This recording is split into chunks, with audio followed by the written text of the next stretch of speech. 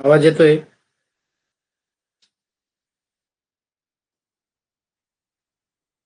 Good evening सर्वांना. Good evening. आज आपण पेपर 1 आणि पेपर 2च्या संदर्भात जो आपला परिसर अभ्यास आणि सामाजिक शास्त्र आहे या विषयावर थोडं डिस्कस करूया आणि पेपर पॅटर्नच्या बाबतीत थोडक्यात चर्चा करूया आणि अभ्यासाच्या बाबतीत काय तुम्हाला अभ्यास करता येईल या सर्व गोष्टींवर आपण चर्चा करूया.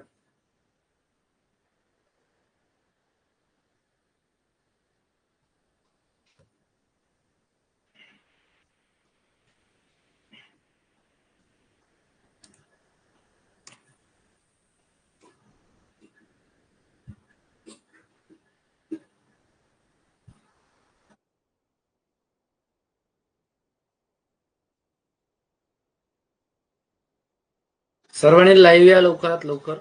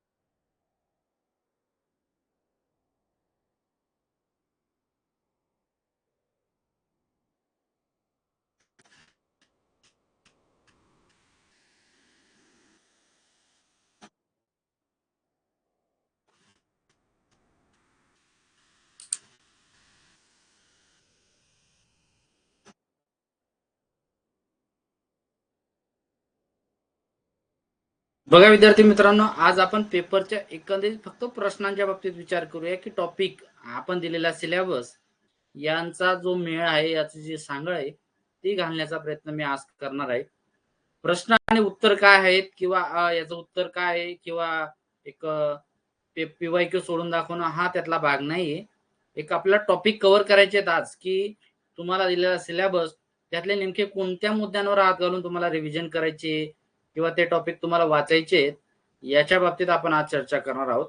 सर्वांनी लक्ष द्या की अभ्यास करत असताना पेपर 1 आणि पेपर 2च्या बाबतीत सामाजिक शास्त्र यात बऱ्यापैकी गोष्टी या कॉमन आहेत. मोस्ट ऑफ द आजचं लेक्चर हे 99% हे पेपर 2 आणि 50% हे पेपर 1 साठीच्या बाबतीत तुमच्या लक्षात येईल. पुढे जाऊन आपण पेपर 1 साठी सुद्धा एक परिसर अभ्यास स्वतंत्र लेक्चर मी तुम्हाला घेणार आहे. पेपर साधारण 2013चा पेपर आहे. पेपर 2 ज्यात आपल्याला सामाजिक शास्त्राच्या बाबतीत काय विचारलं गेलं होतं याच्या बाबतीत थोडक्यात तुम्ही समजून घ्या.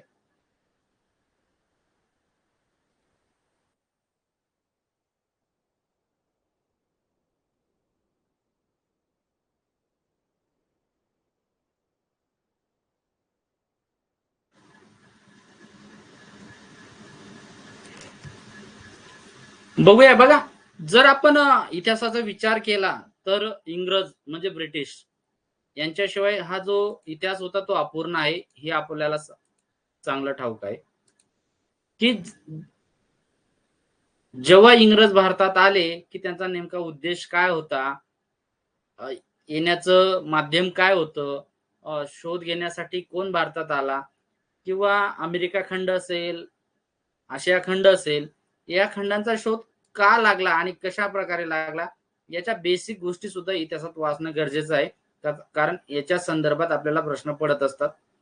त्यानंतर मग जे काही उठाव झाले, तह झाले, इंग्रजांशी जेवढ्या काही गोष्टी गेल्या, त्यानंतर मग इंग्रजांना आपण कोणत्या बाबतीत कमी पडलो किंवा आपल्याला कोणत्या बाबतीत आपण त्यांच्याशी लढू शकलो नाहीत, अशा ज्या सर्व गोष्टी आहेत यांचा सर्वांचा सरासरी विचार करणं हा इतिहासाच्या बाबतीत उचित ठरेल. म्हणजे एक आवडीने जर तुम्ही अभ्यास केला तर हा पेपर तुम्ही सहज पास व्हाल, या पद्धतीने तुम्हाला लक्षात येईल. खूपच आपल्याला जास्त ट्रेस घ्यायची किंवा बाकीच्या गोष्टींचा विचार करायचा एवढा तरी विचार त्याच्या बाबतीत करू नका. एकंदरीत आपण बघा, पूर्वी ब्रिटिश सरकारचे जे उत्पन्नाचे साधन होते ते कोणते होते, यात एक साधा प्रश्न आपल्याला विचारला गेला होता की इंग्रज कोणत्या हेतूने भारतात आले. व्यापारासाठी आले, नगदी पिकं होते, शेतसारा होता, कापड उद्योग कर होता. यात बेसिक गोष्टी जर वाचल्या तर तुमच्यात लक्षात येईल.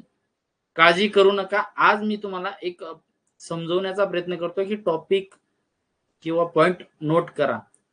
प्रश्न उत्तर किंवा याच्या बाबतीत मी अजून स्वतंत्र लेक्चर घे. एका दिवसात तुम्हाला जास्तीत जास्त क्वेश्चन पेपर त्यांचे आन्सर हे आपण फास्टली थोडक्यात घेणार आहोत अजून एक लेक्चर मध्ये सविस्तरपणे. ओके.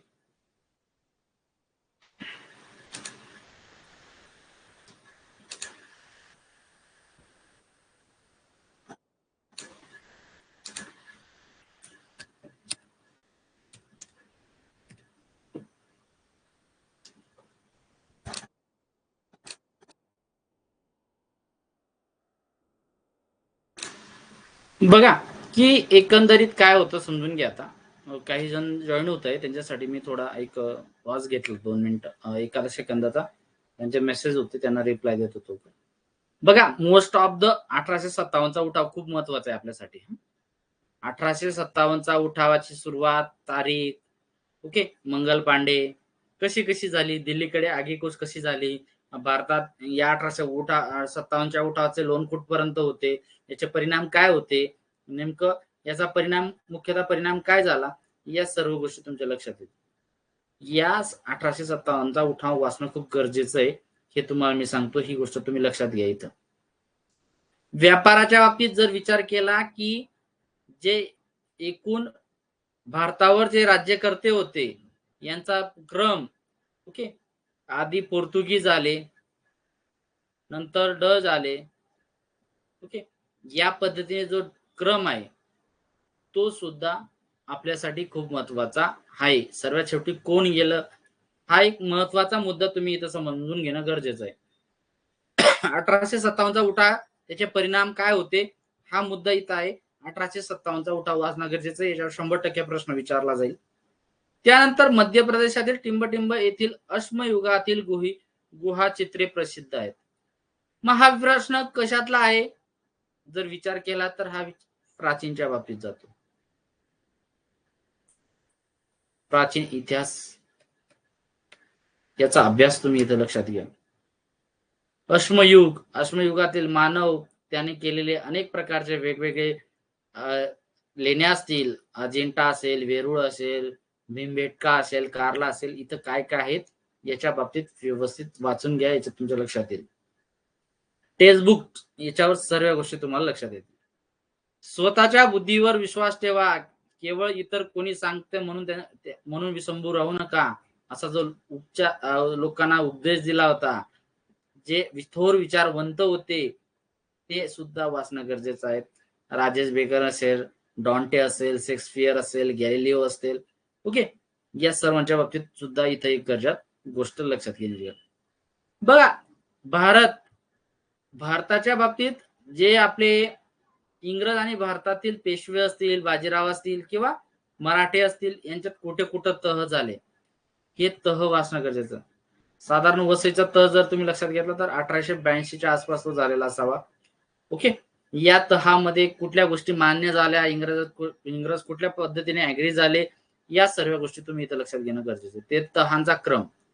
समाज सुधारकांचा विचार केला तर तुम्हाला त्यांचे आत्माराम पांडुरंग तरखडकर, राघव गणेश भांडारकर, ओके, ग आगरकर, गोपाळ गणेश आगरकर, न्यायमूर्ती म गो रानडे, ओके, यांच्या बाबतीत सुद्धा आपल्याला प्रश्न विचारले जातात समाजसेवकावर. एक लेक्चर मी व्यवस्थित घेणारे, काळजी करू नका. त्यानंतर मी तुम्हाला बोललो होतो ना की जो येतात 4थी आणि 7वीचा शिवाजी महाराजांचा इतिहासा संदर्भात टॉपिक आहे. इयत्ता 4थी तर पूर्णपणे टॉपिक आहे, पण 7वी सुद्धा आपल्याला शिवाजी महाराजांच्या इतिहासाच्या बाबतीत बऱ्याच गोष्टी दिलेल्या आहेत. मग सुरत हे मोठे बंदर होते, शिवाजी महाराजांनी मुख्यतः सुरतवर स्वारी का केली, मुघलांना धडा शिकवायचा होता, शिवराजांची भरपाई नुकसान बादशाला प्रतिष्ठेला धक्का द्यायचा, सुरत आर्थिकदृष्ट्या अत्यंत संपन्न होते, या सर्व गोष्टी तुमच्या लक्षात येतील. ओके, सुरत लुटली या शब्दातच याचं उत्तर आहे, म्हणजे काय, आर्थिकदृष्ट्या संपन्न होती. 1857च्या उठावात प्लासीची लढाई, ओके, 1857च्या प्लासीची लढाई, 1757ची प्लासीची लढाई आणि 1857चा उठाव, या दोन गोष्टी इथं लक्षात ठेवणं गरजेचं. तारखा वर्ष थोडे मिसमॅच सारखे होतात, त्या गोष्टींची काळजी घ्या. 1857चा उठाव आणि 1857चा प्लासीची लढाई. या प्लासीच्या लढाईमध्ये जो मीर कासिम होता, मग त्या मीर कासिम त्याचा नवाब, याला आमिष दाखवले, कोणाला गादीवर बसवले, कोणाला उतरवले, सिराज उद्दौला कोण होता, हे तुम्ही समजून घेणं गरजेचं आहे. ओके, इथं लक्षात, हे टॉपिक तुम्हाला इथं कव्हर करणं गरजेचं आहे. 1857 उठाव, त्यानंतर 1757चा ची प्लासीची लढाई आणि 1857चा उठाव, ओके, नेतृत्व, उठावाची सुरुवात, तिथल्या महत्वाच्या तारखा, यावर तुम्ही वाचन करा. आपले लेक्चर सुद्धा मी ऍडिशनल त्याच्यात घेईल, झाले लेक्चर मध्ये तुम्हाला. बघा, कोकणात इंग्रजांविरुद्ध कोणी उठाव केला किंवा कोणी बंड केलं, अशा प्रकारचे प्रश्न रामोशी, गडकरी, मराठे, फोर्ड सावंत. सर्वात याचा उत्तर आहे रामोशी यांनी ते कोकणामध्ये इंग्रजांविरुद्ध बंड करण्याचं काम केलेलं होतं. या गोष्टी इथं वाचणं गरजेचं आहे. मग भारतात प्रबोधनाची सुरुवात कधी झाली, किंवा प्रबोधन म्हणजे काय, की वैचारिक जागृती, विज्ञाननिष्ठा, बुद्धिवादी, चौकस आणि चिकित्सक वृत्ती, यात तुम्हाला प्रबोधनासाठी एक चॅप्टर दिले, त्या चॅप्टरमध्ये सर्व गोष्टी क्लिअर होतील. त्यानंतर 16व्या शतकाच्या उत्तरार्धात जनतेच्या हक्काची पायमल्ली होऊ लागली. का होऊ लागली? धर्मगुरूंचे कर्मकांड सुरू झाले, राजसत्ता प्रबळ बनली, त्यानंतर सामंताचा पगडा होता, वैचारिक क्रांतीची प्रेरणा मिळाली नाही. काय झालं नेमकं, तुमच्या लक्षात येईल. तुम्ही याच्या आधी जर इतिहास चांगल्या प्रकारे इंटरेस्टिंगने ऐकला, वाचला असेल, आवड निर्माण केली असेल, हा विषय आवडीचा आहे, बोरिंगचा नाही, एक स्टेप बाय स्टेप तुम्ही वाचत गेला तर एक चांगला, एक मोठा असा एक पिक्चर तयार होतो, एक चित्रपट तयार होतो, आणि हा चित्रपट आपल्या डोळ्यांसमोर उभा राहतो. वसाहतवाद, अमेरिकेमधील वसाहतवादी, अमेरिका खंडाचा शोध, देशाचा ओके, किती वसाहती स्थापन झाल्या, यांच्यामध्ये जो तणाव होता, तो तणाव वाढण्याचे नेमकं कारण काय होतं, अमेरिका आणि वसाहत, जकात तपासणी, वेस्ट इंडिज कडून अमेरिकेला आयात होणाऱ्या साखरेवरील कर, इंग्रजांची सैनिकांची अमेरिकेची स्थिती, वृत्तपत्रे, कायदेशीर दस्तऐवज, पत्त्यांच्या खेळाच्या पत्त्यावर होणारा आकारला जाणारा कर, अशा प्रकारे तुम्ही अमेरिकन वसाहती आणि इंग्रज यांच्यातील तणाव जर वाचला तर तुमच्या लक्षात. त्यानंतर खालीलपैकी कोण फ्रेंच विचारवंत नाहीत, हे तुम्हाला पाठ्यपुस्तकाच्या बाहेर कुठेही मिळणार नाही. मित्रांनो, काळजी करू नका, मी तुम्हाला या सर्व गोष्टी व्यवस्थित सांगतोय, तुम्ही फॉलो करा. आफ्रिका खंड, त्याला काळे खंड का म्हटले जाते? एकदम बेसिक प्रश्न. दोन महायुद्धाच्या दरम्यान साधारण किती वर्षाचा कालखंड झाला? पहिलं महायुद्ध कधी झालं? साधारण 1900 ओके, 1913 तर 1919 दरम्यान, साधारण 18 दरम्यान ते महायुद्ध चाललं. त्यानंतर 1934, ओके, त्यानंतरचा हा काळ या दुसऱ्या महायुद्धाचा काळ होता. आणि कालावधी किती होता? दुसऱ्या महायुद्धाचा कालावधी विचारलाय. हा, पहिलं महायुद्ध कधी झालं, दुसरं महायुद्ध कधी झालं, हे संदर्भ. मिसाईल मॅन कोणाला ओळखलं जातं? सर्वांना माहिती आहे, डॉक्टर APJ अब्दुल कलाम.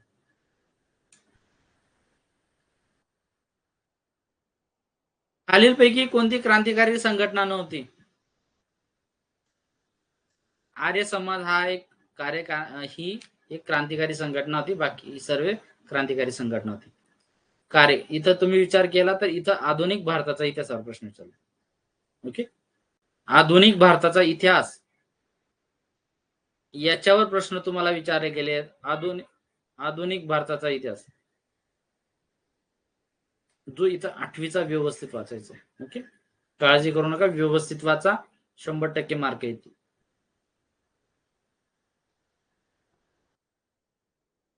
जर पुढचा टॉपिक बघितला तर पहिल्या महायुद्धाच्या काळात अमेरिकेचे राष्ट्राध्यक्ष कोण होते? खूप बेसिक गोष्ट. वैयक्तिक सत्याग्रहाचे पहिले सत्याग्रही कोण होते? सर्वांना माहिती आहे, विनोबा भावे. राष्ट्रसंघाचे मुख्य कार्यालय कुठे आहे? 1954 साली टिंबटिंब यांनी पंचशील तत्व मांडले. कोणी मांडले, कुठं मांडले, या गोष्टी सर्व डिटेल्स तुम्हाला बघा. टॉपिक, संयुक्त राष्ट्र संघाच्या सुरक्षा समितीत किती स्थायी सदस्य असतात? ते सर्व टॉपिकवर मी तुम्हाला एक व्यवस्थित लेक्चर घेणार आहे. एक इतिहासाचं लॉंग लेक्चर घेईल, एक भूगोलाचं लेक्चर घेईल, आणि एक राज्यघटना किंवा नागरी शास्त्राचं लेक्चर घेईल. ओके, त्यानंतर परकीय वर्चस्वापासून मुक्त आणि अंतर्गत काराबाबत पूर्ण स्वतंत्र अशी कोणकोणती कारभार करणाऱ्या देशांना काय म्हटलं जातं? सार्वभौम म्हटलं जातं. यांना काय म्हटलं जातं? सार्वभौम.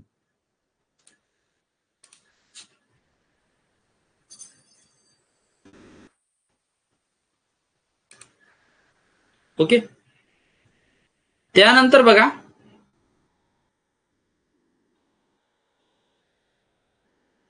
उपराष्ट्रपती पदसिद्ध सभापती असतात कोणत्या राज्यसभेचे? नागरी शास्त्रावर प्रश्न विचारला गेलेला.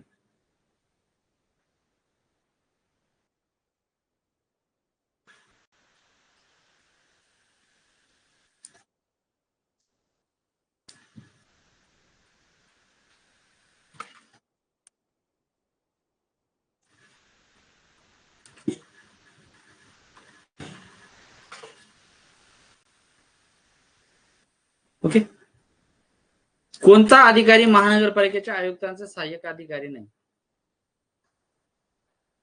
महापौर हे पूर्णपणे राजकीय ओके, याचा कुठलाही प्रशासकीय पदाचा संबंध नाही.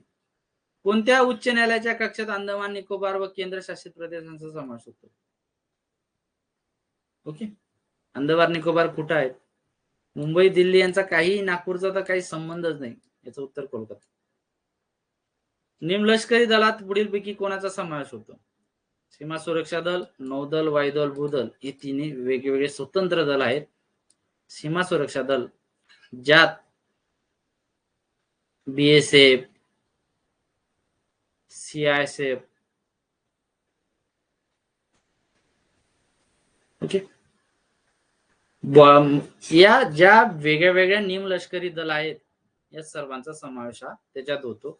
सीमा सुरक्षा दल, border security, okay, Assam rifle, या वेगवेगळ्या गोष्टी. भूदल, नौदल, वायुदल हे स्वतंत्र आपले संरक्षणाचे 3 विभाग आहेत.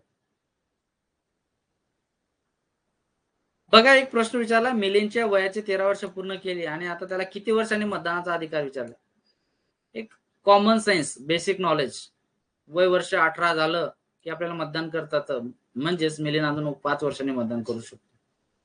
भारतीय निवडणूक आयोगाची नेमणूक करण्याचा अधिकार कोणाला आहे? कोणाला आहे? ऑब्विसली राष्ट्रपतींना आहे. अलिप्तवादी चळवळीत पुढीलपैकी कोणाचा समावेश होत नाही? अलिप्तवाद काय आहे हे जरा वाचा, एक लक्षात येईल. अवकाशांच्या ताऱ्यांचा समूह, इथपर्यंत आपल्याला विचारले गेले जनरल सर्व हिस्ट्रीवर प्रश्न. किती प्रश्न विचारले गेले हिस्ट्रीवर? 30. या डिवायडेशन वेगवेगळं केलं तर तुमच्या लक्षात येईल प्राचीन किती होतं, आधुनिक किती होतं, ओके, आणि त्यात पॉलिटिक्स, राज्यघटना पण होती, हे पण लक्षात घ्या. इतिहास आणि राज्यघटनेचे प्रश्न होते. आता आपण सुरुवात केली भूगोलावरती, ओके. अवकाशातील ताऱ्यांचा समूह, जगाच्या भूगोलाचा हा एक प्रश्न आहे. जगाचा भूगोल. अमावस्या, पौर्णिमा येणाऱ्या भरतीस काय म्हणतात? उदानाची भरती. अवकाश प्रक्षेपणासाठी टिंबटिंबचा उपयोग केला जातो, अग्निबाणाचा उपयोग केला जातो. रेक्टर स्केल काय आहे? भूकंपाचे मापक आहे. मित्रांनो, एवढं काही सोपं आहे, एवढं काही इझी आहे की सहज सहज तुम्ही पास व्हाल. माझा विश्वास आहे, मी सांगितल्या पद्धतीने तुम्ही फॉलो करा. परीक्षेसाठी अजून सुद्धा आपल्याकडे महिना आहे.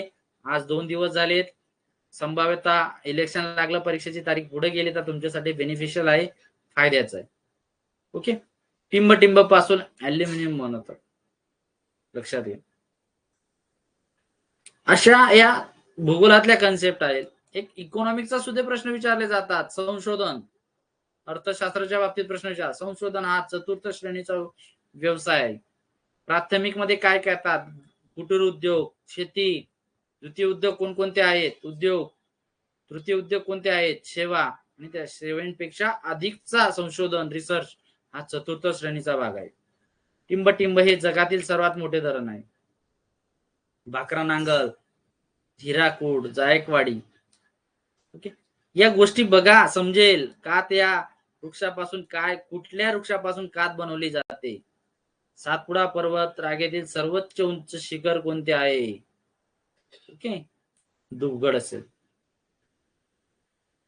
साधारण 81 पासून आपण बघतो आहोत की प्रश्न कोणते सुरू होतात, ओके, लक्षात घ्या.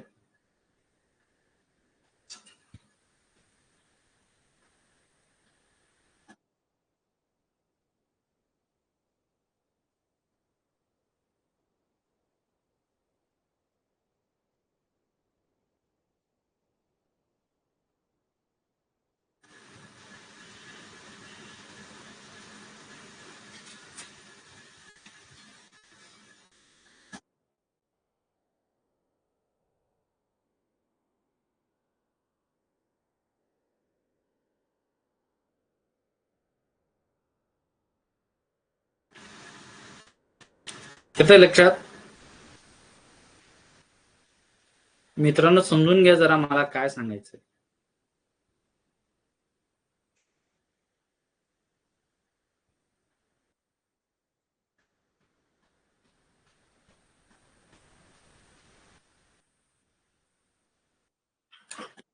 आपल्याला प्रश्न क्रमांक हे ऑब्विसली आपल्याला 91 पासूनच असतील आणि ते 150 मध्ये सोडवायचे आहेत. यांचा क्रम जरी त्यांनी या पद्धतीचा दिलेला आहे, पण ज्याचा सायन्स नाही त्याने तो स्किप करून सायन्सचा भाग नाही, तर आपल्याला दिलेल्या उत्तर पत्रिकेमध्ये 91 ते 150च क्वेश्चन आपल्याला सोडवायचे, हे तुम्ही पक्क लक्षात ठेवा. जरी त्याच्यामध्ये आपल्याला क्रमांक हा 151 दिलेला आहे, ओके. हा 151 आता येणार नाही, हा कारण याच्यात तुम्हाला 91 तर 150च असेल, ओके. ही काळजी तुम्ही घ्या. परीक्षेला जाता जाता काय असेल ते सर्व गोष्टी मी तुम्हाला सांगणार, काळजी करायची नाही. मिग्यू वनस्पतीचे मूळ स्थान काय आहे? टिंबटिंब ऐतिहासिक शहर ओलान नदीच्या काठी आहे. जगातील सर्वात मोठे बेट कोणते? पश्चिम किनारी भागात टिंबटिंब मोठे पर्वत आहे दक्षिण अमेरिकेतील. भारत हा जगाच्या एकूण क्रमांकाच्या दृष्टीने क्षेत्रफळाचा कितवा क्रमांक लागतो? अंदमान निकोबार बेटाची राजधानी कोणती? इंदिरा गांधी कालवा कोणता कालवा आहे? गुरु शिखर हे कोणत्या पर्वतरांगेतील सर्वात उंच शिखर आहे? ओके. कोलेरू हे गोड्या पाण्याचे सरोवर. भारतीय पठारातील टिंबटिंब ही पश्चिम वाहिनी नदी आहे. ओके. नर्मदा आणि तापी नदी ह्या पश्चिम वाहिनी नदी आहेत. सागरी तळाची खोली मोजण्यासाठी काय वापरले जाते? ऑस्ट्रेलियातील गवताळ प्रदेशाला काय नावाने ओळखलं जातं? त्यानंतर टिंबटिंब हा जगातील ज्वालामुखी जागृत आहे. याच्या बाबतीत यांनी उत्तर देताना थोडं चुकीचं दिलं होतं. ओके. फुजियामा. समान तापमान असणाऱ्या बिंदूंना जोडणाऱ्या काल्पनिक रेषेला काय म्हटलं जातं? समोच्च रेषा, समताप रेषा, समभार, समप्रजन्य. विषुववृत्तीय वनांमध्ये जगाच्या बाबतीत भूगोलाचा विचार केला तर टिंबटिंब वृक्ष आढळतात. टिंबटिंब वंशाचे लोक पूर्व आणि मध्य आशियामध्ये राहतात. निग्राइट. टिंबटिंब हा उत्तर अमेरिका आणि दक्षिण अमेरिका यांना जोडणारा एक हायवे आहे किंवा काय? ओके. ट्रान्स कॅनेडियन किंवा ग्रँड ट्रॅक पॅन अमेरिकन याच्या बाबतीत असेल. त्यानंतर जर विचार केला तर तुमच्या लक्षात येईल सुएझ कालवा मार्ग अतिशय महत्वाचा आहे. कारण याचे कारण काय आहेत? सर्व प्रकारचा विकासात टिंबटिंब हा केंद्रबिंदू मानला जातो. सार्क संघटनेतील महत्वाच्या सदस्यापैकी एकूण कुठला महत्वाचा सदस्य आहे? लोह आणि पोलाद उद्योगामध्ये सर्वात जवळ असणारं ठिकाण याच्यामध्ये काय असतं? हा एक नॉलेज आणि नॉलेज नसेल तरी एक कॉमन सेन्सचा प्रश्न तुम्ही सहज सॉल्व्ह करू शकता. या प्रकारे जर तुम्ही सामाजिक शास्त्राच्या बाबतीत थोडा विचार केला आणि यातले बरेच प्रश्न हे पेपर 1च्या बाबतीत याच्या टॉपिक कव्हर केलेले जातात.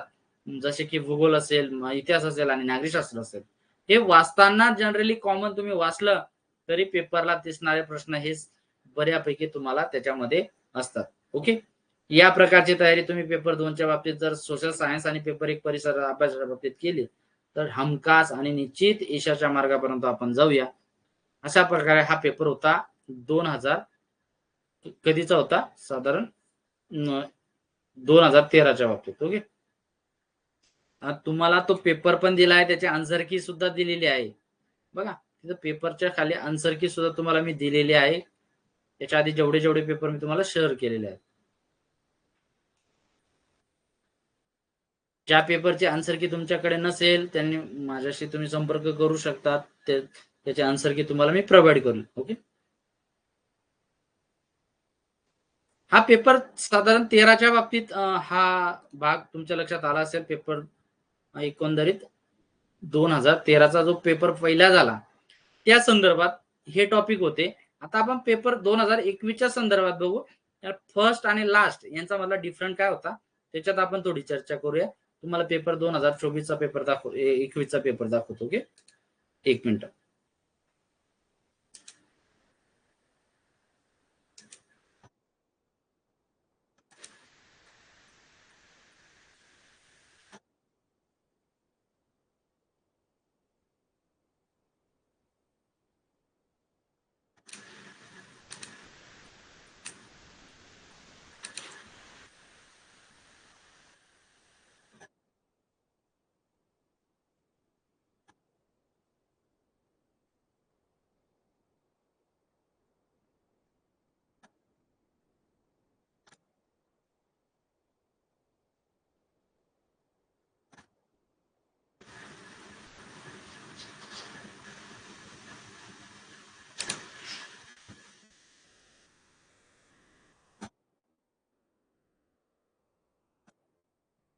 बघा तेव्हाचे नंबर सिरीज आणि आताचे नंबर सिरीज. 1 मिनिट.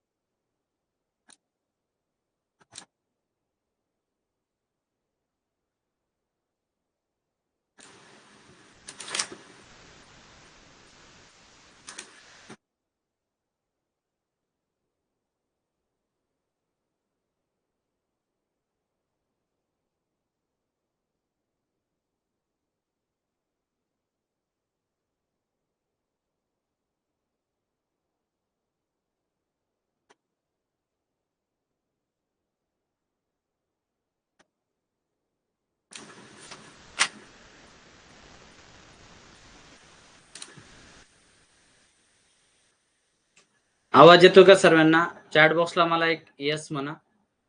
आवाज येतोय का? प्लीज चॅट बॉक्सला मला सांगा, आवाज येतोय का? येस म्हणा चॅट बॉक्सला.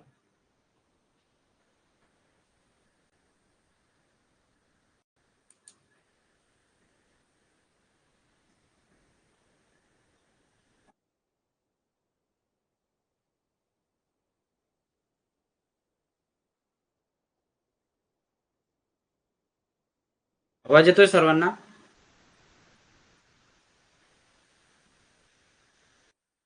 माझा आवाज येतोय का? आवाज येतोय सर्वांना?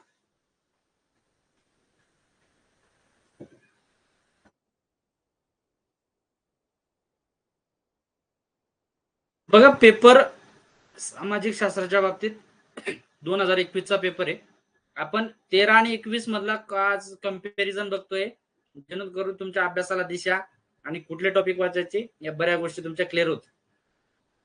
यानंतर मी प्रत्येक एक पेपर 2 साठी महत्वाचे सर्व महत्वाचे टॉपिक कव्हर करणार आहे.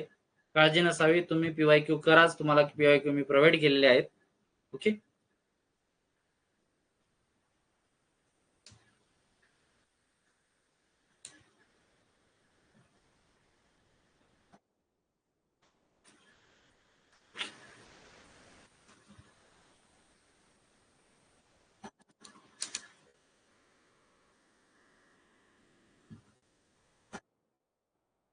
बघा, तुम्हाला आधीच बोललो मी, 91 पासून तुम्हाला पेपर सोडवायचा आहे.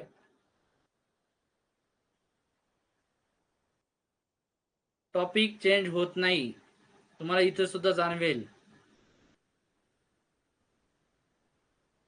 क्वेश्चनचा पॅटर्न थोडा चेंज होईल, पण टॉपिक आणि कंटेंट चेंज होत नाही. साधारण सामाजिक शास्त्राच्या बाबतीत जर विचार केला तर या 2021च्या पेपरमध्ये जो लास्टचा पेपर झालेला आहे आणि 2013चा पेपर जो सुरुवातीला झालाय, या कंपॅरिझन तुमच्या लक्षात येईल की हा पेपर पॅटर्न किंवा पेपरचा अभ्यास कशा प्रकारे करायचा हे तुमच्या लक्षात येईल.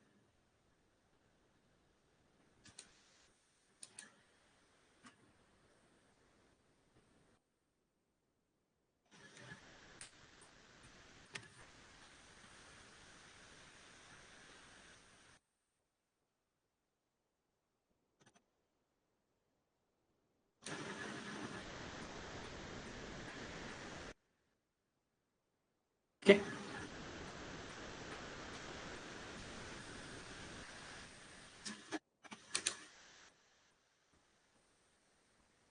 आवाज येतोय सर्वांना?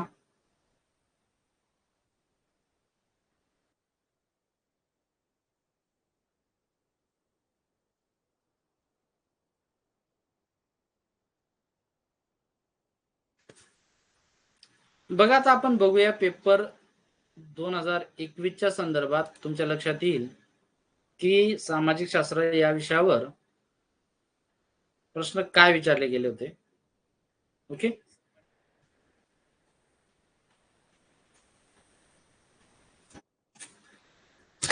थोडा पेपरचा पॅटर्न काही चेंज होणार नाही, पण थोडा प्रश्नांचा पॅटर्न थोडा चेंज होऊ शकतो. कंटेंट काही चेंज होत नाही. बघा, आले का होल्टेअर, रुसो, थॉमस जेफरसन, मॉन्टेस्क्यू बोललो ना आपण आधीची डिस्कस केली. स्वातंत्र्यपूर्व काळात भारतीय उद्योग मोठ्या संख्येने पुढे का येऊ शकले नाही? इंग्रजांचे कारण, त्यांची जी धोरणं होती त्यांच्या बाबतीत इथं प्रश्न विचारला आहे. थोडं डीप मध्ये जाणं म्हणजे तुम्हाला गरजेचं आहे. जो पेपर 13 आणि पेपर 21 होता, तसं पेपर पॅटर्न हा जो एमपीएससीचा विचारला जातो, अ व ब क ड, वरील सर्व नाहीत, वरील तिन्ही विधाने, अ व ब, ब नाही, क, हा पॅटर्न तुम्हाला अभ्यासणं गरजेचं आहे. हे प्रश्न थोडे लेंदी आणि पुढे मोठे होते. बाकी सर्व म्हणजे अशा 100% प्रश्न राहतील असं नाही. त्या 60 प्रश्नांमध्ये मॅक्झिमम 10 ते 20 प्रश्न असे असतील की त्यांची लेन थोडी जास्त असेल किंवा ते जोड्या लावा असतील. बाकीचे ऍज इट इज 35-40 प्रश्न वन लाईनर असतील. महर्षी विठ्ठल कर्वे शिंदे, रामजी शिंदे यांना देवदासी प्रतिनिधित्व परिषद भरवली, इतिहासाचा प्रश्न. अहमदनगर मधील जवळील भातवंडीची प्रसिद्ध लढाई कोणाकोणामध्ये झाली? रस रत्नाकर रसायन वस्तू व धातू पंचसिद्धार्थिका कशा संदर्भात आहे तुम्हाला माहितच आहे, आयुर्वेदाच्या बाबतीत. योग्य जोडे लावा. John Marshall, doctor Ramanand Sahani, Rakhaldas Banerjee, W F. लिफी यांच्या बाबतीत काय होतं आणि कसले. लिपीच्या बाबतीत बघितलं कार्बन. या सर्व गोष्टी तुमच्या लक्षात येतील. ओके. त्यानंतर अरेबियन नाईट्स कथेतील नायक म्हणून कोणाला ओळखलं जातं किंवा कोणाला प्रसिद्धी मिळालेली आहे. गटातनं बसणारा कोण होता? डॉन्टे, पेट्रॉक, मॅकियावेली, थॉमस उमर. मग हा काय होतं हे विचारवंताच्या बाबतीचा प्रश्न आहे. म्हणजे विचार किंवा देश यांच्यातून वेगळा घटक काय असेल हाच प्रश्न इथे विचारला गेलेला आहे. जपान मधील उद्योग समूहांना काय म्हटलं जातं? जपानी भाषेत. माऊ माऊ चळवळ कशा संदर्भात होती? जगाचा प्रश्न आहे इतिहासाच्या संदर्भात. याल्टा कराराचा भंग कोणत्या देशाने केला? ओके. विक्रमदेव चरित्र, मितासार, त्यानंतर पंप रामायण आणि मासलो लास हे ग्रंथ कोणत्या घराण्यातील होते? हा इतिहासाचा प्राचीन इतिहासाचा प्रश्न. चालुक्य, राष्ट्रकूट, वाकाटक घराणे. व्हॉइस ऑफ इंडिया नियतकालिक कोणी सुरू केले? समाजसुधारक.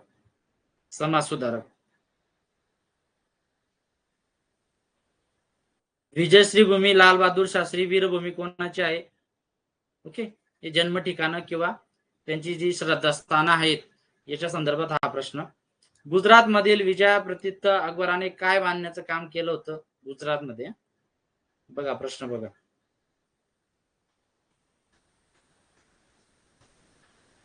प्रश्न बाद झाला असावा हा. बुलंदर दरवाजा, फतेपूर सिक्री, कुतुब मिनार दिल्ली, ताजमहल आग्रा, लाल किल्ला दिल्ली. हा आहे दिल्ली, ताजमहल आहे आग्रा, कुतुब मिनार आहे कुठे? बुलंद दरवाजा, फतेपूर सिक्री.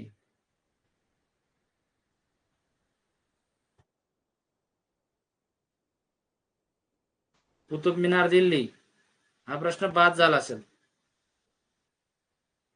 जर कालिदास, जैविक, बिबिसार, कनिष्क. प्रश्न. अवंती मध्य प्रदेश, अशमक कुठला राज्य? चैतन्य महाभूमी, शंकरदेव सूरदास कोणाचे भक्त होते?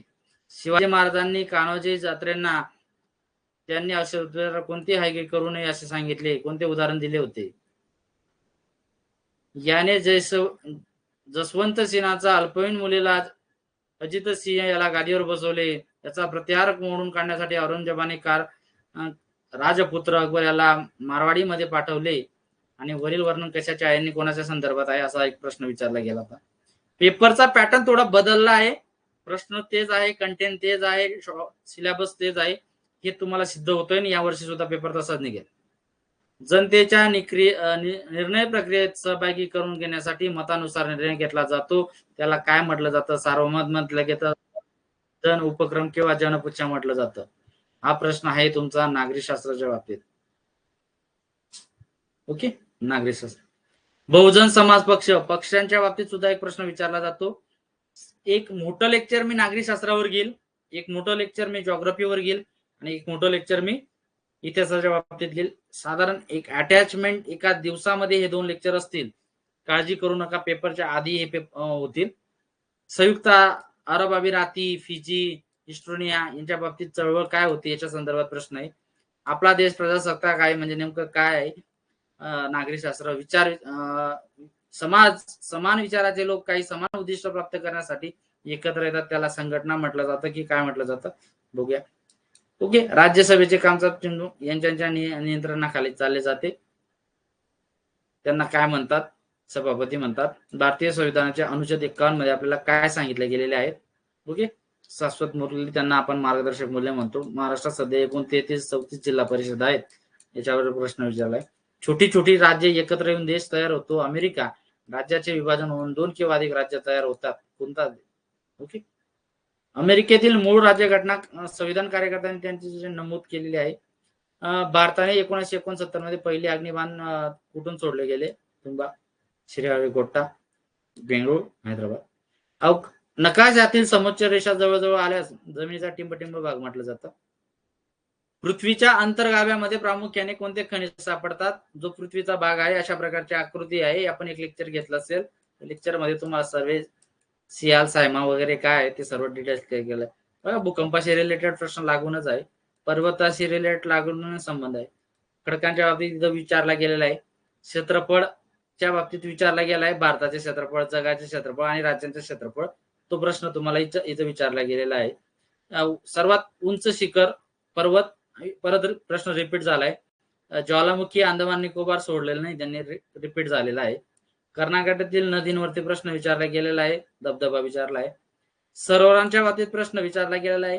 अगदी 100% आपण तुम्हाला या प्रकारचा जो सिलेबस दिलेला आहे त्याच्यात ते मात्र काही बदल होणार नाही. तुम्ही फक्त टॉपिक व्यवस्थित करून घेणं हे तुमची काळजी आहे, तुमची जबाबदारी आहे आणि आपल्याला पास होणं हे महत्वाचं आहे. बाबतीत प्रश्न विचारला गेलेला आहे, भारताच्या ओडिसा राज्यातील पश्चिम महानदीवर काय आहे किंवा काय नाही याच्या संदर्भात आपल्याला प्रश्न विचारला गेलेला आहे. पावसाच्या पाण्यावर अवलंबून असणारी शेतीला काय म्हटलं जातं?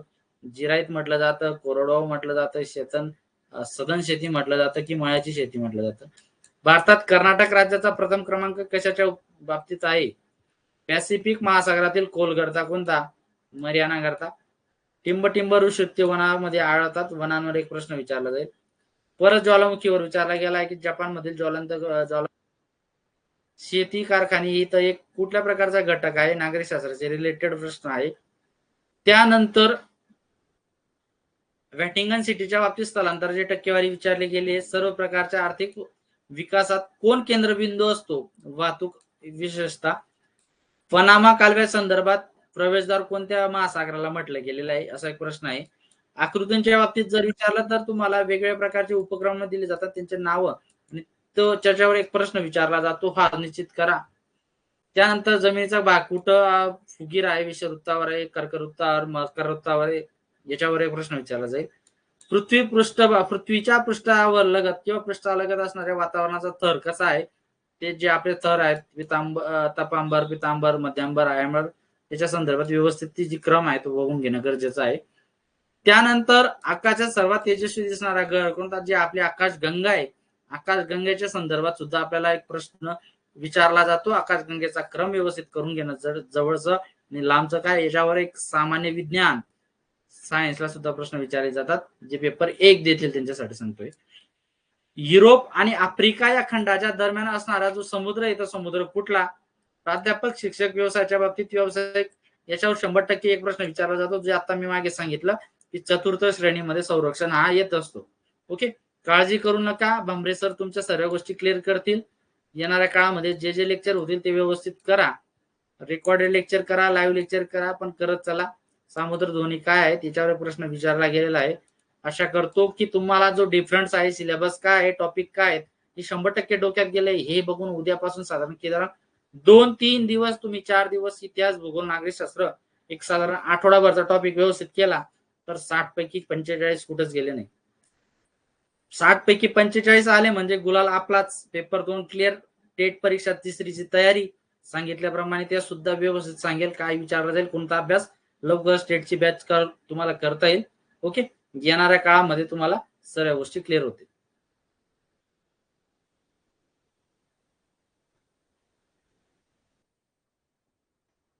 ओके, बाकी ठीक आहे. या प्रकारची तयारी करा, निश्चित समाधानकारक स्कोर येईल. काळजी करू नका, काळजी नसावी. येणाऱ्या काळामध्ये तुम्हाला त्याचा खूप बेनिफिट होईल. ओके,